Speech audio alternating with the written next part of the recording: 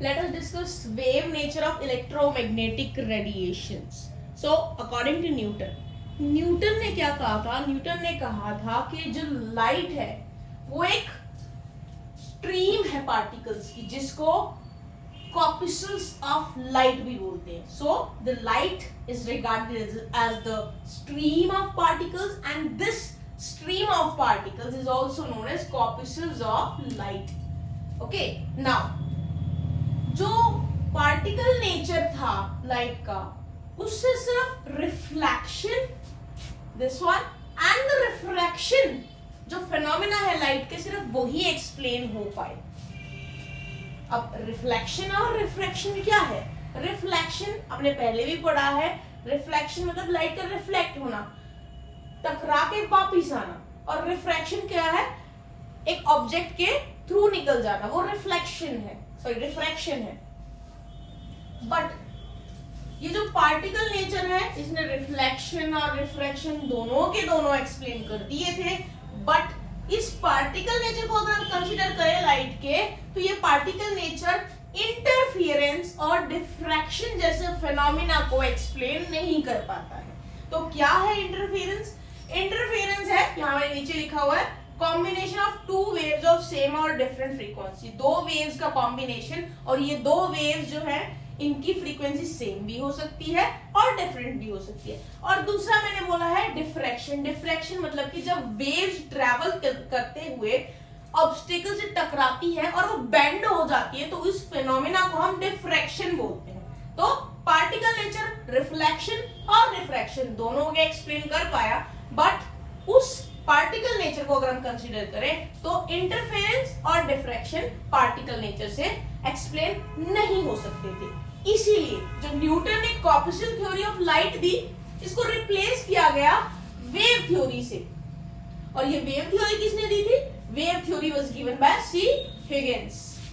Okay, so because of this drawback interference और diffraction explain नहीं हो रहे थे, इसीलिए particle nature means corpuscle theory of light को रिप्लेस करके वेव थ्योरी पे आ गए.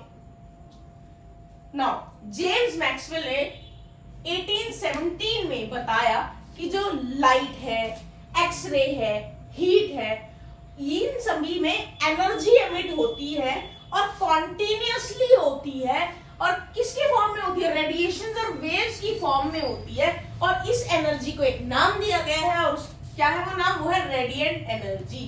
तो लाइट, एक्सरे और हीट से रेडिएट होने वाली, एमिट होने वाली एनर्जी को बोलते हैं रेडिएंट एनर्जी. सो जो ये वेव्स हैं जो एमिट हो रही हैं लाइट, एक्सरे, हीट वगैरह से, तो इन वेव्स के साथ एसोसिएटेड है इलेक्ट्रिक और मैग्नेटिक फील्ड. इसीलिए ही इन्हें बोला जाता है इलेक्ट्रोमैग्नेटिक वेव्स या electromagnetic radiations. Let us discuss characteristics of electromagnetic radiations. First one, they emit energy continuously in the form of radiations and waves. ये अभी हमने पहले भी पढ़ा था कि जो इलेक्ट्रोमैग्नेटिक रेडिएशंस है वो एनर्जी को कॉन्टिन्यूसली एमिट करते हैं. किस फॉर्म में? In the form of radiations और वेव्स. सेकेंड पॉइंट, ये जो रेडिएशंस है इनके साथ एसोसिएटेड है इलेक्ट्रिक और मैग्नेटिक फील्ड, इसीलिए ही इनको इलेक्ट्रोमैग्नेटिक रेडिएशंस कहा जाता है. तो ये जो इलेक्ट्रिक और मैग्नेटिक फील्ड इसके साथ एसोसिएटेड है, ये ऑसिलेट करते हैं एक दूसरे के परपेंडिकुलर टू ईच अदर, और साथ में ये परपेंडिकुलर होते हैं डायरेक्शन के जिसमें ये रेडिएशंस प्रोपगेट करती हैं. मतलब magnetic field, electric field and third thing direction of propagation of wave, ये तीनों ही एक दूसरे के परपेंडिकुलर होते हैं. मतलब एक एक्स एक्सिस में, एक वाई एक्सिस में, एक जेड एक्सिस में. तो मैंने कोशिश की है कि मैं आपको उसको एक्सप्लेन कर पाऊं. मैंने आपके सामने लिखा हुआ है, ये डायग्राम भी बनाया हुआ है मैंने, आप देख सकते हो. यहाँ ये जेड एक्सिस है, यहाँ ये रेड से मैंने बनाया है वाई एक्सिस, और ये ब्लू से मैंने बनाया है एक्स एक्सिस. यहाँ जेड एक्सिस, जो जेड एक्सिस है, इससे क्या पता चल रहा है? इससे पता चल रहा है direction of propagation of radiations. Radiation किस डायरेक्शन में प्रोपगेट कर रही है, वो कौन सा एक्सिस है? वो जेड एक्सिस है. दूसरा है वाई एक्सिस। वाई एक्सिस जो है वो मैग्नेटिक फील्ड की डायरेक्शन बता रही है और एक्स एक्सिस में इलेक्ट्रिक फील्ड प्रोपगेट कर रहा है। तो मैंने आपको इंडिकेट कर दिए हैं कि कौन से एक्सिस में क्या इंडिकेट हो रहा है। तो आप देख सकते हो ये ब्लू से इलेक्ट्रिक फील्ड मूव कर रहा है एक्स एक्सिस में, ये रेड से मैग्नेटिक फील्ड की मूवमेंट है वाई एक्सिस में, और ये जेड एक्सिस में प्रोपगेट करेगी वेव जिसकी हम बात कर रहे हैं। तो इस तरीके से direction of propagation of radiation, magnetic field और इलेक्ट्रिक फील्ड तीनों के तीनों परपेंडिकुलर है एक दूसरे के। अब आ जाते हैं थर्ड पॉइंट पे। ये जो इलेक्ट्रोमैग्नेटिक वेव्स है ना, ये लाइट की स्पीड से चलती है और कितनी है वो 3 × 10⁸ मीटर पर second. So all the electromagnetic radiations travel with the velocity of light. Last point, they do not require any medium to propagate. इनको मीडियम की जरूरत नहीं है, वो प्रोपगेट करती चली जाती है। एग्जांपल देके बताती हूँ मैं आपको, जैसे सनरेज है, ये भी इलेक्ट्रोमैग्नेटिक वेव्स हैं, ये हमारे तक पहुंचती है, कहां से आती है, स्पेस से, पूरे स्पेस को क्रॉस करके हम तक पहुंचती है, और स्पेस में कोई मटेरियल मीडियम भी नहीं है, फिर भी ये रेज हमारे पास आ रही है। तो ये सबसे बेस्ट प्रूफ है ये बताने के लिए कि these wave do not require any medium to propagate. अब हमें पता चल गया है इलेक्ट्रोमैग्नेटिक वेव्स क्या है और उनकी कैरेक्टरिस्टिक्स क्या है। अब इलेक्ट्रोमैग्नेटिक वेव्स की इतनी इंफॉर्मेशन जानने के बाद अब आ जाते हैं हम इलेक्ट्रोमैग्नेटिक वेव्स को एक्सप्रेस कैसे करें, और उसको एक्सप्रेस करने के लिए कुछ टर्म्स का यूज करना पड़ेगा। तो हम वो टर्म्स जान लेते हैं जो हमें इलेक्ट्रोमैग्नेटिक वेव्स को एक्सप्रेस करने में हेल्प करेंगी। सबसे पहले हम आ जाते हैं वेवलेंथ पे। वेवलेंथ, इसका सिंबल है ये, इसका नाम है lambda. So wavelength is represented by this symbol known as lambda. So what is wavelength? Wavelength क्या है? The electromagnetic waves propagate as crest and trough. ये आपने देखा होगा पहले भी। तो ये जो ऊपर बना हुआ है माउंटेन जैसा, ये क्रेस्ट है और नीचे की तरफ जो है वो ट्रफ है। तो वेव्स इस क्रेस्ट और ट्रफ की फॉर्म में ऐसे प्रोपगेट करती है। तो ये तो हमें पता है। तो वेवलेंथ क्या है? तो वेवलेंथ है डिस्टेंस दो कॉन्जिक्यूटिव क्रेस्ट या दो कॉन्जिक्यूटिव ट्रफ के बीच का डिस्टेंस है वेवलेंथ। तो मान के चलो ये क्रेस्ट है और ये क्रेस्ट है, तो दोनों क्रेस्ट के बीच का जो डिस्टेंस है, इनकी पीक्स के बीच का जो डिस्टेंस है ये लैम्डा है, और ये ट्रफ है ये भी ट्रफ है। इन दो ट्रफ के बीच का डिस्टेंस, पीक्स से इनके बीच का डिस्टेंस है लैम्डा। तो वेवलेंथ दो क्रेस्ट और दो ट्रफ कॉन्जिक्यूटिव, कॉन्जिक्यूटिव मतलब एक ये आ गई, इससे अगली वाली, यूं नहीं कि हम इससे भी अगली वाली क्रेस्ट और इसको देखेंगे, नहीं, ये और इससे अगली वाली को देखेंगे हम। तो इस तरह से इन कॉन्जिक्यूटिव क्रेस्ट और इन कॉन्जिक्यूटिव ट्रफ के बीच का जो डिस्टेंस है वो वेवलेंथ डिस्टेंस है। तो ऐसा यूनिट इसकी मीटर है। यहां पर मैंने कुछ और यूनिट्स इसकी लिखी हुई है, तो ये यूनिट्स आपको काफी हेल्प करेंगी, इनसे आप न्यूमेरिकल्स इजीली सॉल्व कर पाओगे।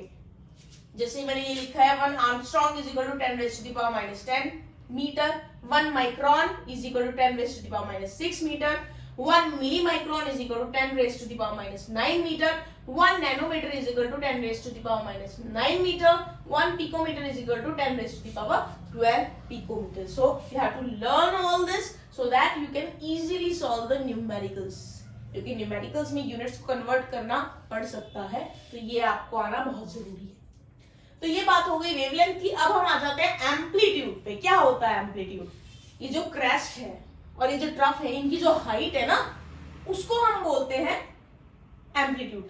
तो क्रेस्ट के लिए हम टर्म यूज करेंगे हाइट, क्योंकि ये ऊपर की तरफ जाती है, और ट्रफ के लिए यूज करेंगे हम डेप्थ, क्योंकि ये नीचे की तरफ जाती है। तो ऊपर की तरफ हाइट, नीचे की तरफ डेप्थ। तो ये जो देखो यहाँ पे मैंने बनाया वो ब्लैक मार्कर से, ये एम्पलीट्यूड है इस क्रेस्ट की हाइट, और ये एम्पलीट्यूड है इस ट्रफ की डेप्थ। तो दिस इज एम्पलीट्यूड। इसकी कोई आप देख सकते हो, यहाँ पे मैंने डायग्राम में बहुत अच्छे से बताया हुआ है।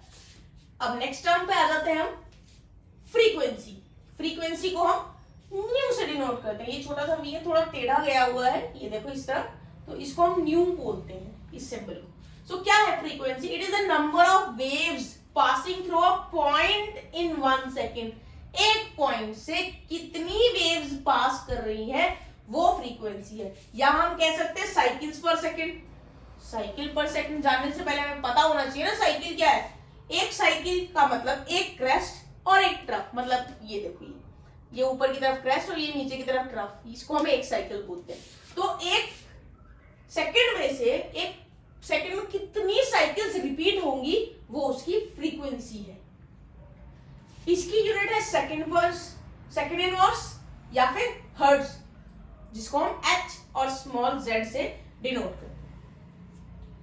नेक्स्ट टर्म पे आ जाते हैं, that is velocity and it is indicated by C, small C. So ये क्या है? ये लीनियर डिस्टेंस है, linear distance travelled by a wave in 1 second. एक सेकेंड में अगर वेव सीधी सीधी चलती है तो एक सेकेंड में वेव सीधी सीधी चलने पे कितना डिस्टेंस ट्रेवल करेगी वो वेलोसिटी होती है। ओके, अब आपको पता है वेलोसिटी पहले से ही क्या होती है वेलोसिटी, तो यहाँ पे भी वही बात है और इसकी यूनिट्स भी सेम है, मीटर पर सेकेंड। तो ये वेलोसिटी वही है जो आप पहले से पढ़ते आ रहे हो। Next wave number. इस वेव नंबर को इंडिकेट करने के लिए हमने न्यू यूज किया है सिंबल और इसके ऊपर एक बार लगाया है। तो सिर्फ न्यू है तो वो फ्रीक्वेंसी होती है और न्यू के ऊपर बार है तो वो वेव नंबर होता है। तो वेव नंबर क्या होता है? The number of wavelengths which can be accommodated in 1 centimeter length along the direction of propagation। मतलब कि वेव्स इस तरफ प्रोपगेट कर रही हैं तो इस तरफ प्रोपगेशन में 1 सेंटीमीटर लेंथ में कितनी वेवलेंथ आ सकती है। वेवलेंथ कितनी मतलब कि कितनी, ये बात कर रहे हैं, ये वेवलेंथ, ये ऐसी वेव्स कितनी आ सकती है वो उसका वेव नंबर है। और फॉर्मूला क्या है वेव नंबर का? Wave number is equal to 1 by lambda, that is wavelength. Okay, अब हमें सारी टर्म्स पता चल गई है जो भी हमें इलेक्ट्रोमैग्नेटिक वेव्स को एक्सप्रेस करने में हेल्प करेंगी। Wavelength, amplitude, frequency, velocity and wave number. अब इनके बीच का रिलेशनशिप भी जान लेते हैं क्योंकि रिलेशनशिप भी हमें न्यूमेरिकल सॉल्व करने में हेल्प करेगा। सबसे पहले क्या किस किस का रिलेशनशिप निकालना चाहते हैं हम? Lambda that is wavelength, new that is frequency and new bar that is wave number. Okay, so this is the relationship C, velocity, this one is equal to this wavelength multiplied by frequency. Okay, so this is the relationship. अब इसको हम थोड़ा सा और modify करें तो आ जाता है कि nu that is frequency is equal to velocity divided by wavelength. Okay, इसी को ही मॉडिफाई किया है हमने यहाँ पे। अब लेकिन हमें पता है कि जो लैम्डा है that is equal to 1 by nu bar, मतलब lambda wavelength is equal to 1 by wave number. देखो ये रहा रिलेशनशिप, यहां से उठाया मैंने ये। ठीक है, अब हम लैम्डा वेवलेंथ की जगह हम 1 बाय न्यू बार पुट करेंगे इस इक्वेशन के अंदर, तो ये आपका nu is equal to C nu bar, मतलब frequency is equal to velocity multiply by wave number आ जाएगा। तो ये रिलेशनशिप है। तो आपको न्यूमेरिकल सॉल्व करने में ये सारी ही चीजें हेल्पफुल रहेंगी। ये रिलेशनशिप भी आना चाहिए आपको और ये जो मैंने यहाँ पे कन्वर्जन्स लिखी हुई है ये भी आपको आनी चाहिए और ये तो आपको पता होना ही चाहिए क्या चीज क्या इंडिकेट करती है। Electromagnetic spectrum.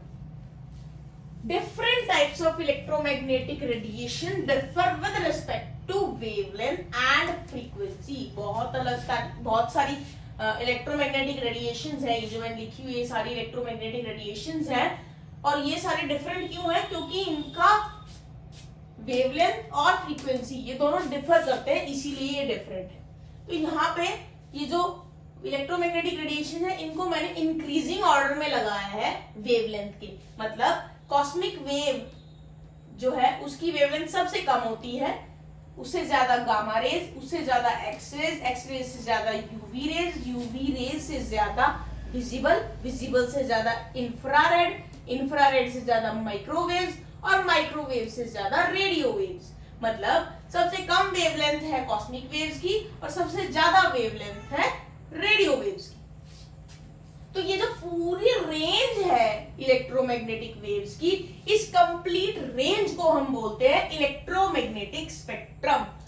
तो इन सारी इलेक्ट्रोमैग्नेटिक वेव्स में से सिर्फ एक विजिबल रीजन है जो हमारी ह्यूमन आई डिटेक्ट कर सकती है, और ये जो विजिबल रीजन है ना, पूरे इलेक्ट्रोमैग्नेटिक स्पेक्ट्रम में एक छोटा सा पार्ट है। तो जरा देखते हैं ये विजिबल रीजन जिसको हम बिबियोक बोलते हैं वो क्या है। V for violet, I for indigo, B for blue, G for green, Y for yellow, O for orange and R for red. तो मैंने ये उस सीक्वेंस में लगाए। अब किस सीक्वेंस में लगाए हैं? फ्रीक्वेंसी और वेवलेंथ के सीक्वेंस में। तो वॉयलेट जो है इसकी मैक्सिमम फ्रीक्वेंसी होती है, और जैसे ही हम नीचे की तरफ जाएंगे रेड तक, तो रेड की मिनिमम फ्रीक्वेंसी होती है। तो वॉयलेट की मैक्सिमम फ्रीक्वेंसी है 7.89 इंटू 10⁻14 हर्ट्ज, और रेड जिसकी मिनिमम फ्रीक्वेंसी है उसकी फ्रीक्वेंसी कितनी है? 3.85 इंटू 10⁻14 हर्ट्ज। अब वेवलेंथ की बात कर लेते हैं। हमें पता है frequency is inversely proportional to wavelength. तो अगर इसकी फ्रीक्वेंसी मैक्सिमम है तो इसकी वेवलेंथ मिनिमम होगी, और वॉयलेट की वेवलेंथ है 3.8 इंटू 10⁻⁻7 मीटर, और यहाँ मैक्सिमम वेवलेंथ किसकी है? रेड की है। तो नीचे जाने पर वेवलेंथ इंक्रीज होती है, और 7.6 इंटू 10⁻7 मीटर है रेड की maximum wavelength. I am talking only about the visible region. मैं यहाँ पे सिर्फ विजिबल रीजन की बात कर रही हूँ, यहाँ पर मैं पूरे इलेक्ट्रोमैग्नेटिक स्पेक्ट्रम की बात नहीं कर रही थी, मैं यहाँ पे डिस्कस कर रही हूँ सिर्फ विजिबल रीजन। तो पूरे इलेक्ट्रोमैग्नेटिक स्पेक्ट्रम की बात करूँ तो कॉस्मिक वेव से रेडियो वेव्स पे जाते हैं, तो इस ऑर्डर में वेवलेंथ इंक्रीज होती है। मतलब कि कॉस्मिक वेव की जो वेवलेंथ है वो सबसे कम है। अगर इसकी वेवलेंथ सबसे कम है तो इसकी फ्रीक्वेंसी सबसे ज्यादा होगी। रेडियो वेव्स जिसकी वेवलेंथ सबसे ज्यादा है इसकी फ्रीक्वेंसी सबसे कम होगी।